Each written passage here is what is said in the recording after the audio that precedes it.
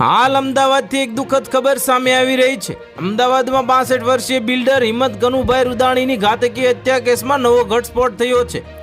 શનિવારે રાત્રે વિરાટનગર ઓવરબ્રિજ નીચે કારની ડિક્કીમાંથી શરીરના ઘા મારેલી હાલતમાં બિલ્ડરનો મૃતદેહ મળી આવ્યો હતો।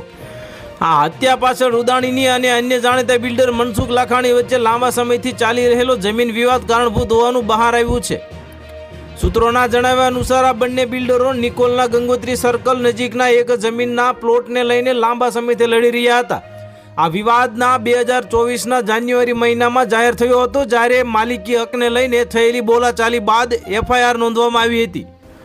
તપાસ અધિકારીઓએ ખુલાસો કર્યો કે હિંમત રૂદાણીના પુત્ર ધવલે મનસુખ લાખાણીના પુત્ર કિંજલ લાખાણી સામે સીઆઈડી ક્રાઇમમાં આર્થિક ગુના વિંગમાં 1.5 કરોડ રૂપિયાની છેતરપિંડી અને વિશ્વાસઘાતની ફરિયાદ નોંધાવી હતી। ઈઓડબલ્યુની ફરિયાદ મુજબ કિંજલ લાખાણીએ કથિત રીતે ધવલ રૂદાણીની સહીની નકલ કરી હતી।